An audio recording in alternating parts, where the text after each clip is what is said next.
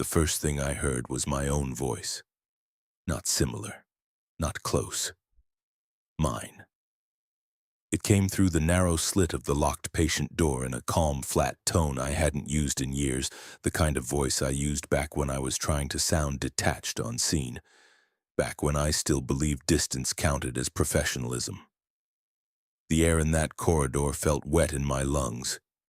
It carried that same institutional smell the whole building had, antiseptic laid over something metallic and stale, like old coins left in a damp pocket. The intercom down the hall buzzed once, then clicked dead again.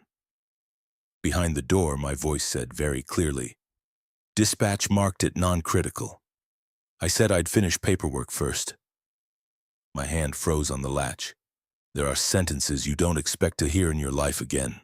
And there are sentences you tell yourself were said in a certain order, at a certain distance, under pressure.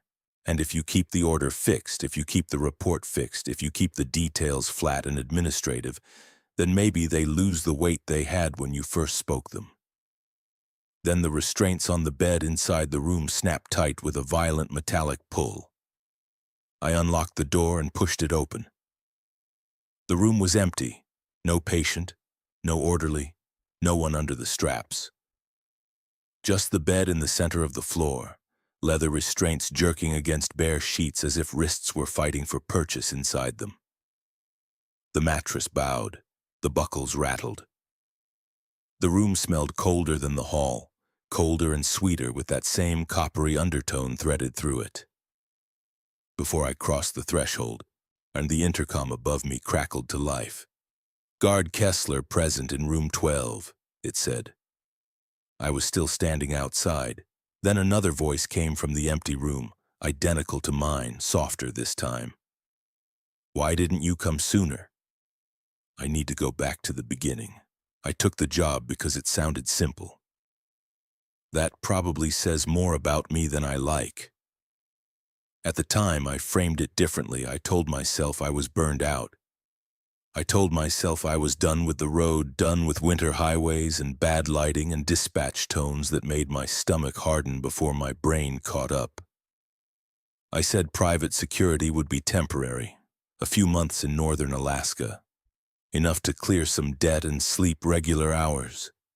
I'd done medical transport work before. I'd hauled psych patients between hospitals, treatment centers, step-down facilities, all of it. Locked doors didn't bother me. Institutional routines didn't bother me. People hearing voices didn't bother me either, at least not in any way I'd admit. North Slope Behavioral Annex sat outside Utqiagvik Borough, where the road turned mean and the weather flattened everything into one colorless distance. The building rose out of that white like a concrete block someone had dropped from too high. No sign out front beyond the name stenciled beside the service entrance. No decorative nonsense, just low walls, reinforced windows, and a roofline crusted with hard wind-blown snow. The cold outside bit through my gloves, but the moment Marjorie Elaine Pritchard let me in, the air changed from sharp to damp, heavy, used.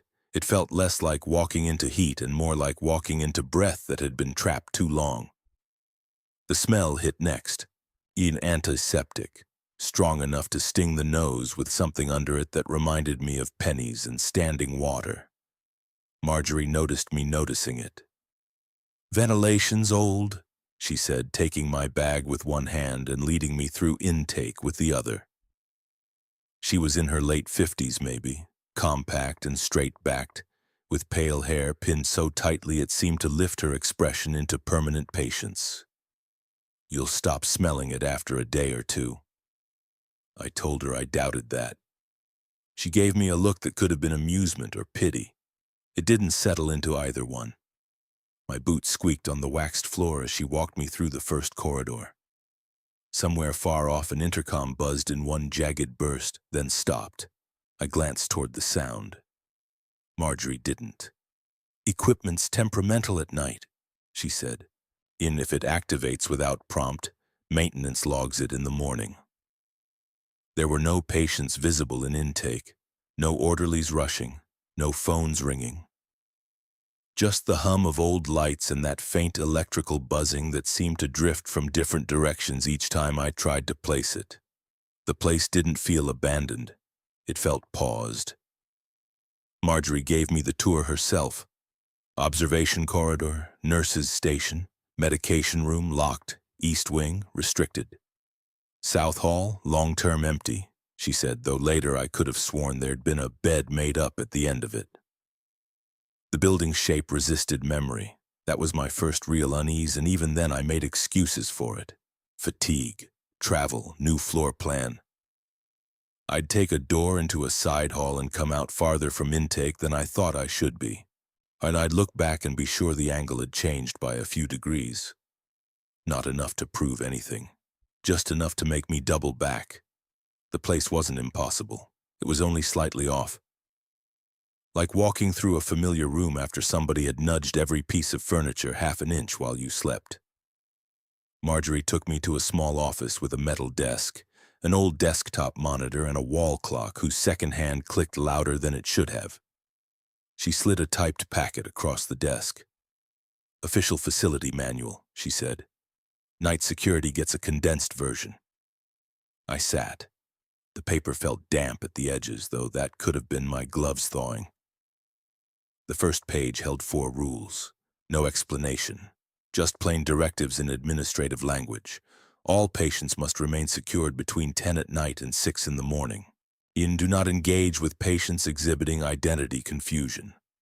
Log all auditory anomalies as equipment malfunction.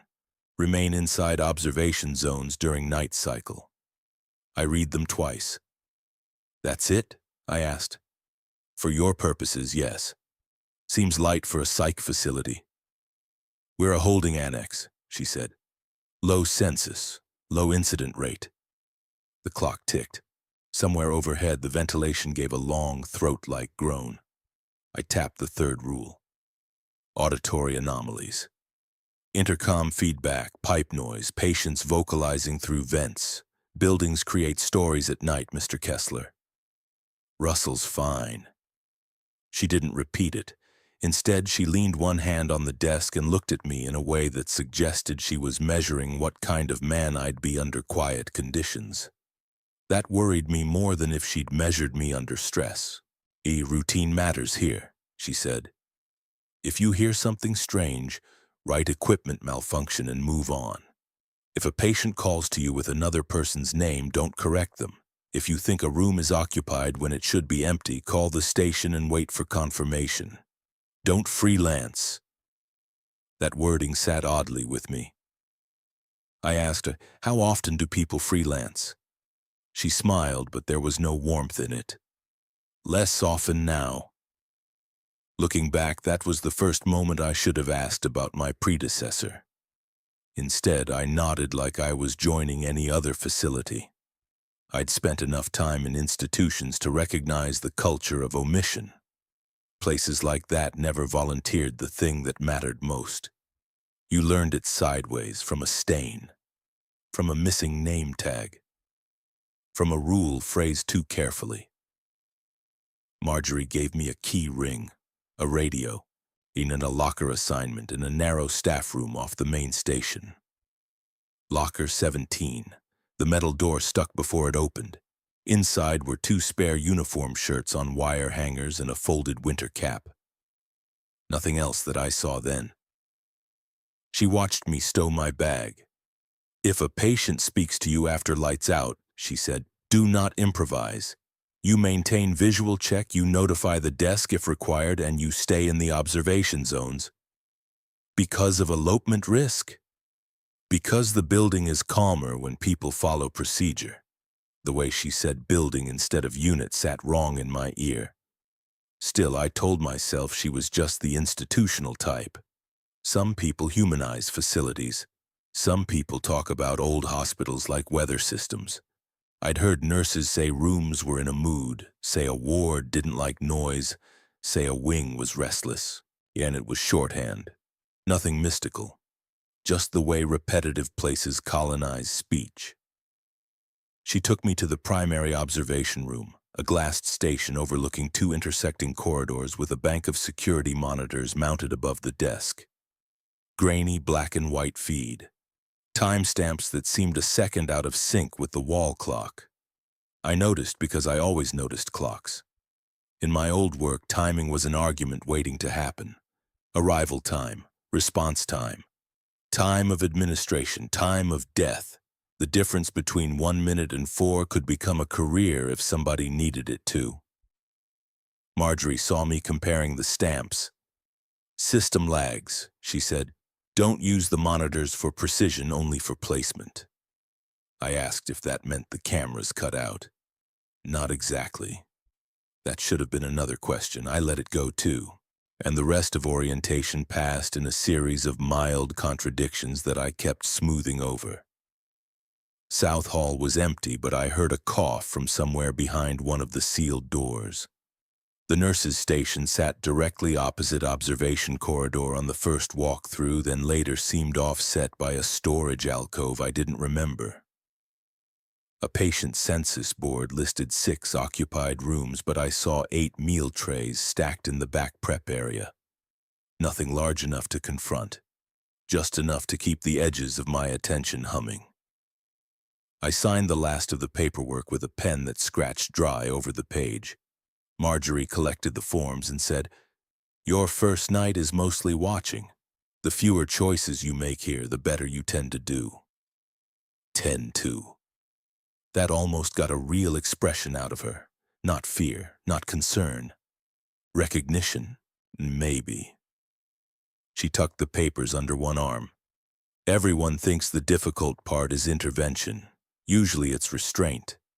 Then the intercom buzzed twice in fast succession, a broken insect sound from somewhere down the hall. Marjorie didn't flinch. I did. "Equipment malfunction," she said. I wish I could tell you that line stayed ordinary for longer than it did. It didn't. My shift started at 10. By 10:30, the building had settled into what I first took for routine. Lights lowered in the patient corridors. Doors checked. Charting voices low behind the nurses' station. Damp air pressing against the skin. I sat in observation with a paper logbook open beside me and watched the monitors catch static shadows along the corners of rooms that were probably nothing more than bad contrast and older bulbs. And outside the windows, the dark wasn't really dark. Arctic night has a way of flattening itself against glass until it feels less like absence of light and more like a second surface waiting to be opened. The quiet reminded me too much of ambulance bays after midnight, after the calls tapered and everybody got careful with their hands. That's when old conversations came back. That's when memory got technical. Not emotional at first, technical. What was the call code? What was the address? When exactly did the radio squawk? What was said before I reached for the volume knob? I pushed that away and focused on procedure. That was the last hour of the job I could still call normal. A little before 11, the intercom buzzed from the west corridor with no voice attached. Just a low burst of static and a clipped pop like someone letting go of a button. I wrote equipment malfunction in the logbook, exactly as instructed. The pen dragged. The page beneath it looked faintly indented already, as if someone had written the same phrase there before and torn the sheet off. I ran my thumb over it, couldn't make anything out. Then a voice from room 9 said very clearly, "Russell." Not shouted, not panicked, calm, familiar. Close enough that I turned before I thought. I hadn't introduced myself to a single patient. The sound came through the door, muffled by thickness and distance, but there was a conversational intimacy to it that raised the hair on my arms faster than if it had been a scream. And the corridor camera showed the hall empty except for the closed patient doors and the long reflection of the low night lights on the floor. Room 9's status card marked occupied. No visible movement at the window. "Russell," the voice said again, with the patient cadence I'd heard 100 times in transport, flat until it wasn't. "You don't remember me?" My mouth went dry. I stood, radio in hand, and listened. The smell in the observation room shifted with the ventilation, bringing that old coin tang stronger than before. The intercom buzzed once above me, not enough to count as a message, just enough to turn silence into waiting. I should have called the nurse's station immediately. Instead, I stepped to the observation glass and looked down the corridor with my own eyes, and as if direct sight would fix whatever the camera wasn't giving me. The hall was empty. The door to room 9 stayed shut. No shadow at the slit, no hand at the handle. Then the voice changed tone just slightly and said, "You came quicker this time." That sentence hit somewhere I didn't want disturbed. I told myself it was coincidence. Names get overheard, staff talk, patients repeat things. They hear one syllable of a conversation and turn it into a whole relationship. I'd seen it. A woman in Anchorage once called me by my brother's name for 40 minutes because she heard me mention him on the phone. The mind assembles. It fills gaps. That's what minds do. So I did the thing Marjorie had told me to do. I logged it. Equipment malfunction, possible patient vocalization. Even writing it, I felt a stupid flash of relief, and as if putting the incident into administrative language reduced it to something already handled. If you name a thing in the approved terms, maybe it has to stay inside them. That was always the trick with reports. Use the right boxes. Use the accepted wording. Make sequence look inevitable. My radio hissed, then silence. I picked it up. Observation to station. No answer. The hall remained still. Then the voice behind room 9's door said, softer now, "You always wait." I left the observation zone. Only 2 steps, then 3.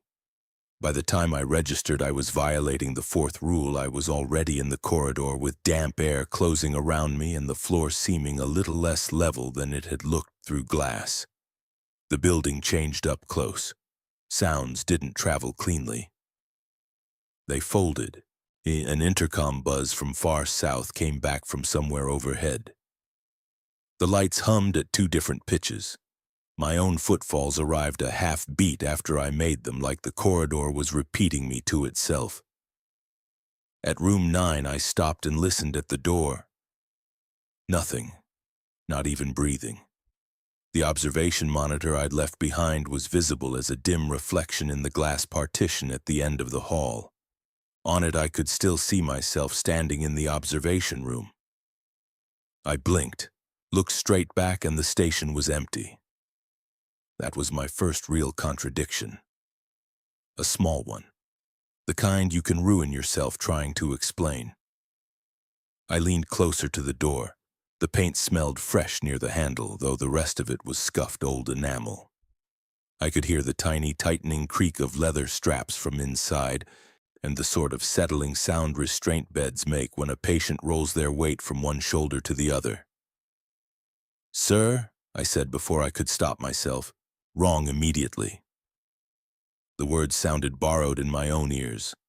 No response. Then the intercom directly above the room crackled. "Auditory anomaly logged," a clipped mechanical voice said. "Equipment malfunction." I stepped back so fast my shoulder hit the wall. The wall felt warmer than it should have. Not heated. Lived in.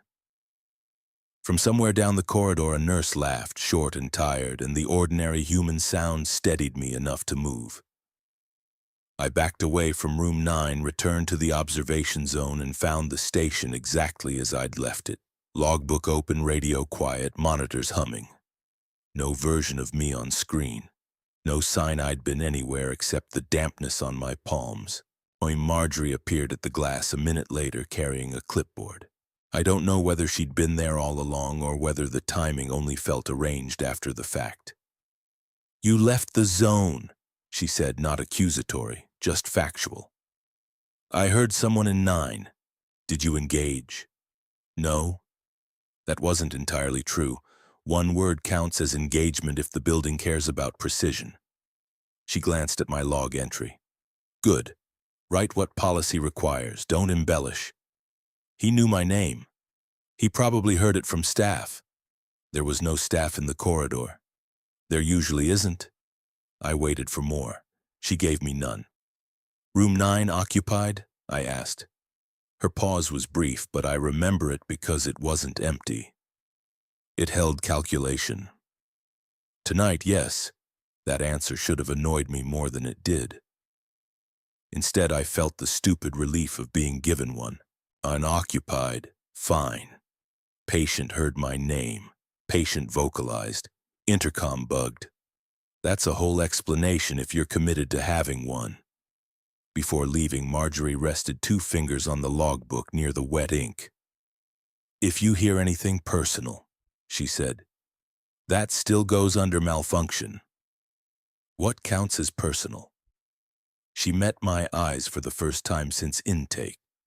Her own were pale enough to look almost colorless in the fluorescent light. You'll know. After she walked away, the corridor seemed longer than before. I didn't hear the voice again that hour. I heard other things instead. A low buzzing from the intercom in the east wing. The roll of a cart where no cart appeared on camera. A man coughing behind a door on the supposedly empty South Hall. Each sound came with its own possible explanation, and I gave each one the dignity of paperwork. Equipment malfunction, building noise, vent carry. If I could have put my whole life in a logbook that night, I would have. I know now that the first mistake wasn't leaving the observation zone. It was obeying the language. Just before midnight, I went back to the staff locker room for a spare pen. My assigned locker stood half open, though I was sure I'd latched it. Inside, tucked beneath the spare shirts, I found a folded page that hadn't been there earlier. Notebook paper, creased many times, corners soft with handling. On the outside, in block letters written with a thick black marker, it said, "For night security only." No one else was in the room. The hum of the overhead light had a wet insect quality. Somewhere in the ventilation, air sighed through metal with a sound too close to whispering. I unfolded the paper. The handwriting was neat at first, then increasingly pressed as if the writer had been fighting their own hand by the end. 4 lines, numbered 5 through 8, continuing from the official manual. If a patient knows your name before you say it, leave immediately. Never trust what the cameras show after midnight. If you hear your own voice, do not answer it. The rooms are not empty when they look empty. At the bottom was a signature, SBK. I stared at it long enough that the letters stopped looking like initials and started looking like a shorthand diagnosis. My first thought was prank. My second was staff superstition. Every institution breeds side rules. Don't whistle in the OR, never chart in red. Don't say the night's quiet, it gives shape to powerlessness.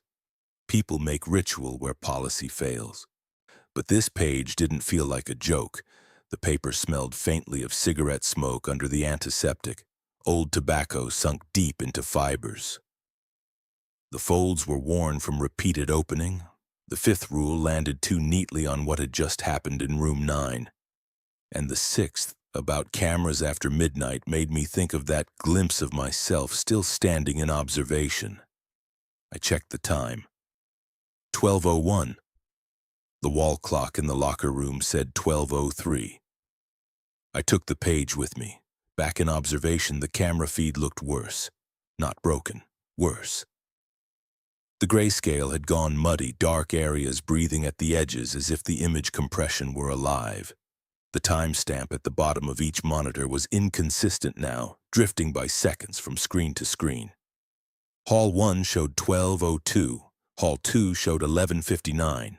Room 9 showed no time at all for a full 10 seconds before digits blinked back into place. I should have reported it. Instead, I read the handwritten rules again, then looked up at the typed manual still clipped beside the monitor. The contradiction wasn't clean. That was what got me. If the unofficial rules had simply said do the opposite, I might have dismissed them, but they didn't. They moved crookedly against the official ones. Official policy said stay in observation zones at night. The handwritten note suggested the cameras inside those zones couldn't be trusted after midnight. Official policy said log auditory anomalies as malfunction. The note said if you heard your own voice, don't answer it, which implied somebody had and answering had mattered. It was not a system. It was two overlapping stories pretending to describe the same building. That kind of conflict eats at you faster than overt danger.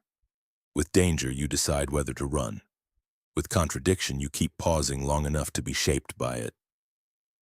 At 12:10, the intercom buzzed twice from the South Hall. Then a voice, male, middle-aged, maybe, said, "Did you move my room?" I looked at the camera feed. South Hall was empty, same as before, doors shut, half the lights out. Then room 9's feed flickered, and for one frame, maybe less, showed a man seated upright on the bed with both arms strapped down and his face turned toward the camera. When the image settled, the bed was empty. My scalp tightened. I told myself lag, archived footage bleeding in, bad refresh. There are always explanations before fear, and most of them are technically true in other buildings. I keyed the radio. "Station, I need someone to confirm camera discrepancy in 9. Static. Then Marjorie's voice, too immediate to sound transmitted from another room. "Describe discrepancy." I looked out into the real corridor before answering, just to reassure myself the radio in the room occupied the same reality. Possible false figure on camera. Room appeared occupied, then empty. A pause.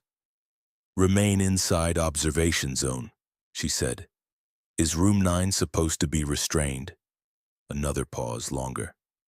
"All patients must remain secured between 10 and 6. That wasn't an answer. It was the rule repeated back to me like I was the one who needed conditioning. I pressed again. "You want a physical check?" "No." Then the line went dead. I sat there listening to my own breathing under the hum of the monitor bank. Damp air. Old coins. Antiseptic. The building had 3 smells and no fresh one among them. I unfolded the handwritten note again, smoothing it flat beside the logbook. The signature at the bottom dug up nothing in memory. SBK. Some former guard. Some tech.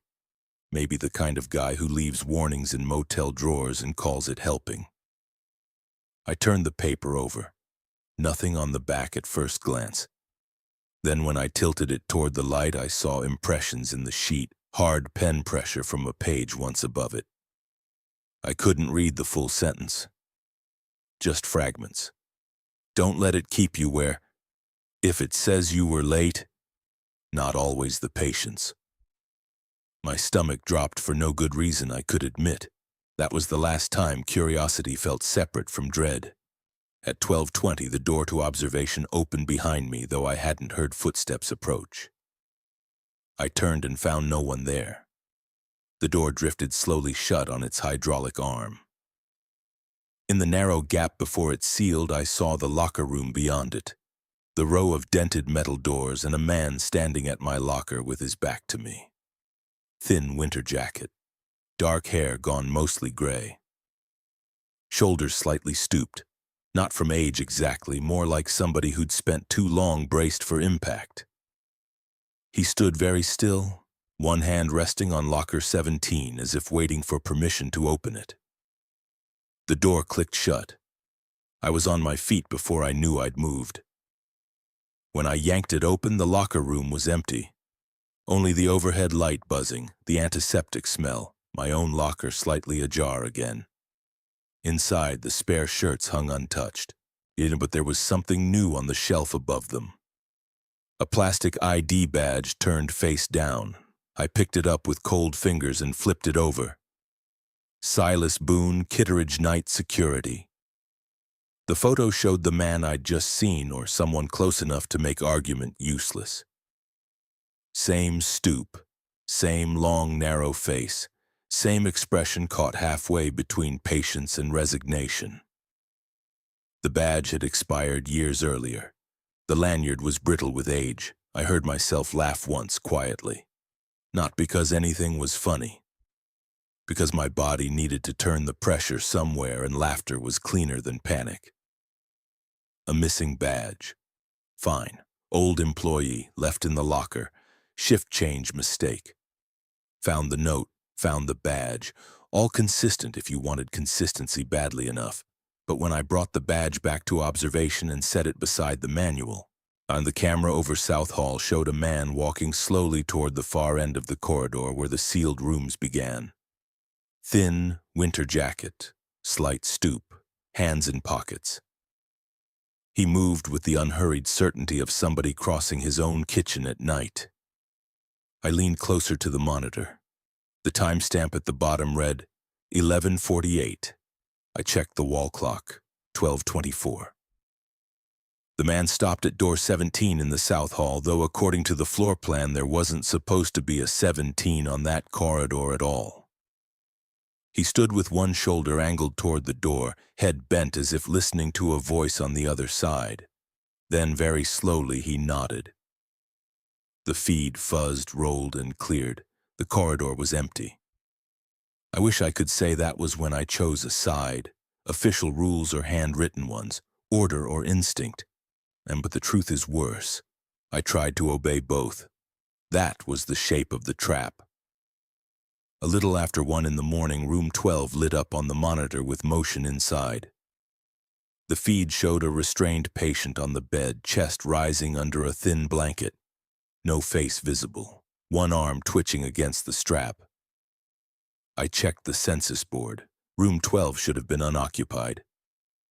South Hall itself was marked long-term empty, yet the camera was showing restraint movement clear as day.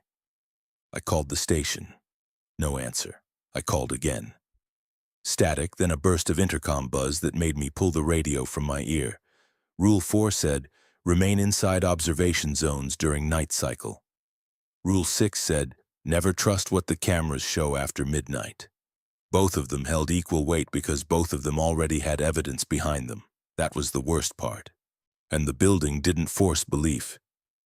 It distributed proof in both directions. I made a compromise that now sounds ridiculous. I left the observation room but kept line of sight to it as long as I could, as if that counted as compliance.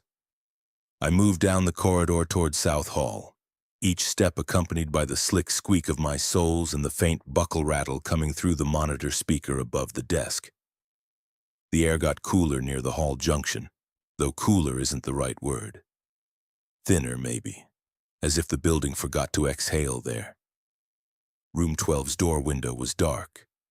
No movement visible from outside. I looked back toward observation. The glassed station seemed farther away than it should have been. One of the monitor screens inside showed the hallway where I stood, and on it I saw myself still at the desk and bent over the logbook. Then the bed restraint inside room 12 snapped tight, a hard metallic crack from inches beyond the door. I unlocked it and stepped in. The room was empty, empty in the way a stage is empty after the actor has just walked off, with absence still shaped like presence. The mattress was depressed in the center. Both wrist restraints were cinched shut around nothing. One ankle strap quivered with tiny aftershocks as if a pulse still moved through leather. I laid a hand on the bed rail and jerked it back. Warm. Not room temperature, body warm. The metallic smell under the antiseptic was stronger here. Not blood exactly, not rot, just old pennies rubbed between damp hands. I heard my own breathing go shallow. On the wall monitor above the bed, the camera feed still showed a figure restrained under the blanket. And I looked from screen to bed and back again. Figure on screen, empty bed in front of me. Figure on screen now turning its head slowly toward the camera. No face. Only dark hair flattened against the pillow. Then the image froze. There are moments when your mind doesn't break so much as split tasks. One part observes, one part justifies, one part inventories exits. I heard myself say quietly and professionally, "This is room 12 physical check, no visible occupant, restraints in motion, requesting immediate nurse presence." The intercom answered before my radio could. Guard Kessler present in room 12, it said. Incident logged. I hadn't logged anything. My skin went cold down my back. I stepped to the desk by the wall where a paper incident sheet sat clipped under a pen. The top line had already been filled in. Auditory anomaly. Equipment malfunction. My handwriting. Not approximate. Mine. Down to the way I hook the lower curve of the R when I'm writing too fast. Beneath it, in the line for time, was an entry I didn't remember making. 12:16, 4 minutes earlier. That was the moment I understood the building wasn't only showing me contradictions. It was authoring them. I backed toward the door. The restraint on the bed moved again, this time in a slow, outward pull. Both wrists straining apart with the unmistakable rhythm of somebody testing limits. The mattress dipped deeper. Leather creaked. The blanket bunched toward the foot of the bed in little increments. Then a voice from the ceiling speaker said in a tone of pleasant correction, "You arrived too late to intervene." I knew that sentence, not from the building, from a report, my report, and I didn't answer. Not because I was disciplined, because for one clean second my body forgot how speech worked. The room felt damp enough to drown in. My heartbeat thudded in my throat. The monitor above the bed flickered and for an instant showed the restrained figure lifting its head fully, face still lost in shadow. Then the door behind me clicked shut. I turned so hard my shoulder slammed it. Locked. It hadn't been locked when I entered. I hit the latch again. Nothing. On the other side of the door, footsteps crossed the hall at a calm, measured pace. Not hurrying to help, just passing by. "Hey!" I shouted, too loud now, control gone thin. "Open the door!" The footsteps stopped.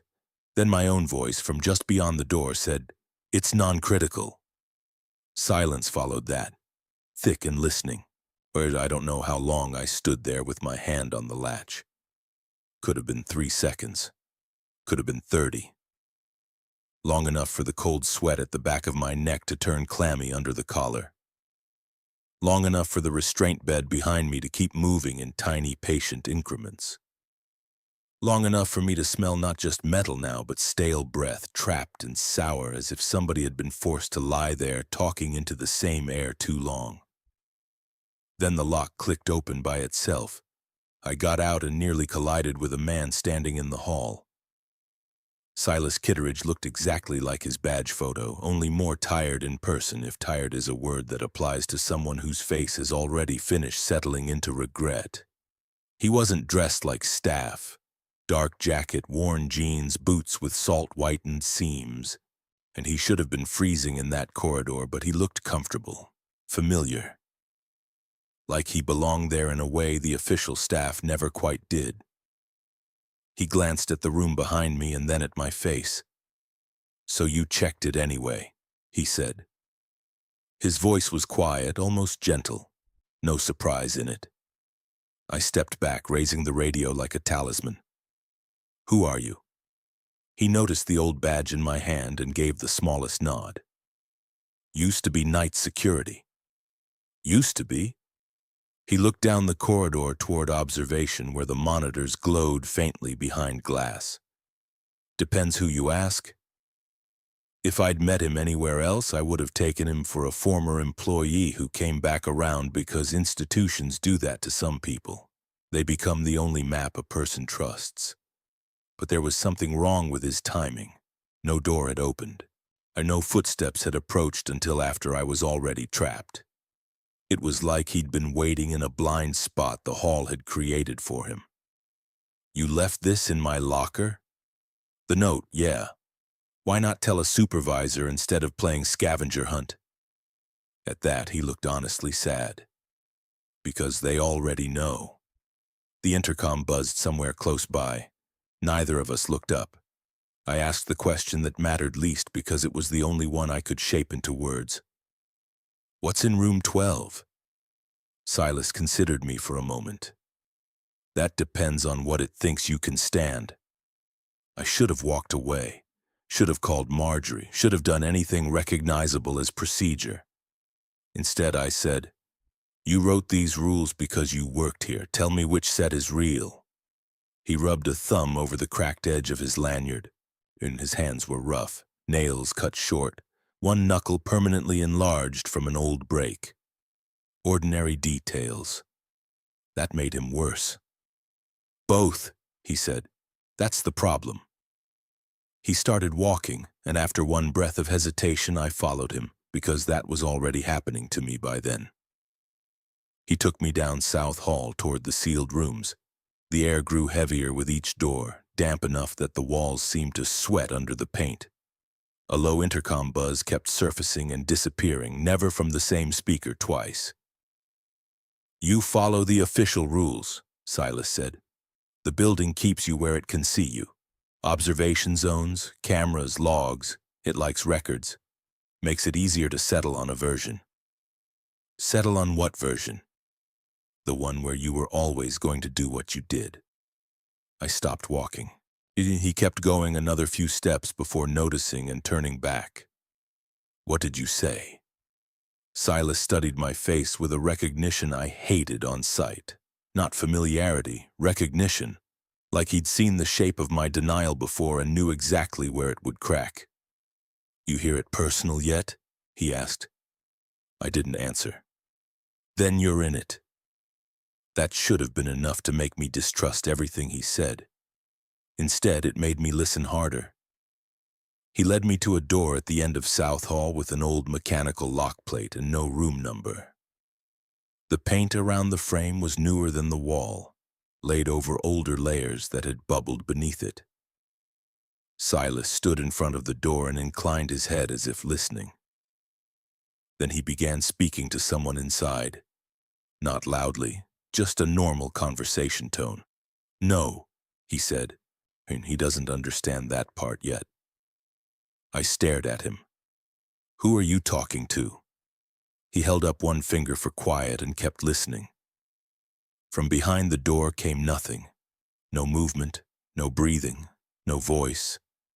Just the deep building hush and that intermittent electrical buzz threading through it all. Silas nodded once to the silence. "I know. That's why you picked him." Every muscle in my arms tightened. I stepped forward, grabbed the handle, and shoved the door. It didn't budge. The plaque half hidden under paint beside the frame caught the hall light then, just enough to read the embossed text beneath layers of yellowed seal tape. "Decommissioned, sealed by order of administration date. October 11th, 2019. No room access for years, no way there was anyone inside. I looked back at Silas. He was still facing the door. He was still listening, and I swear to you his expression softened in response to something I could not hear. That was when the building stopped feeling haunted and started feeling selective. I took hold of his shoulder and turned him toward me. "Look at the tape," I said. "This room's been sealed for years." He frowned, not at the tape, but at me, like I'd interrupted him in the middle of a call with poor timing. "It's not sealed every night," he said. That sentence lodged under my skin and stayed there. I let go of him. He didn't resist, didn't even seem especially interested in persuading me.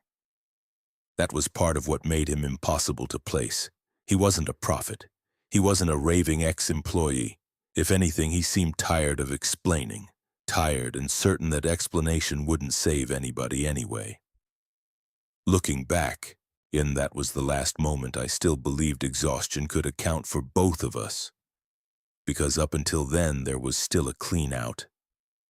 I could say sleep loss, stress, new building, old guilt rising under pressure. I'd seen enough minds distort under lesser strain to know how convincing they can be. But shared hallucination is a dramatic phrase for a simpler truth. If another person confirms the wrong thing, your brain doesn't correct. It commits. Silas started walking again, back toward observation. "You need to decide before it makes you think you already did," he said. "Decide what? Which failure you're willing to live inside?" That made me angry in a way fear hadn't yet. Anger was easier. Anger had edges. You don't get to talk to me like you know anything about me? He gave a small, humorless smile. I know enough to hear the voice it's using with you.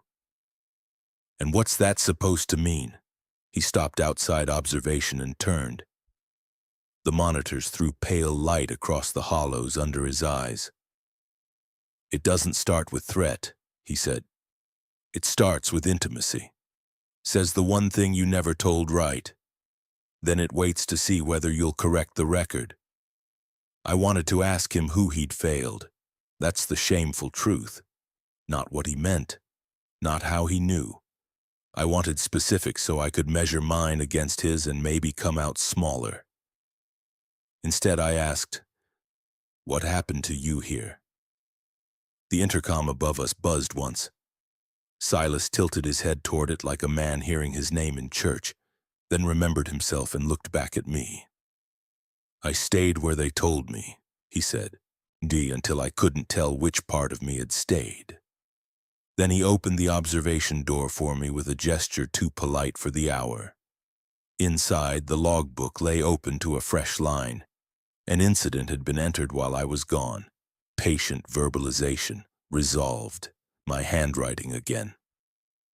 There was only one thing worse than seeing words in your own hand you don't remember writing, recognizing that they sounded exactly like something you would say.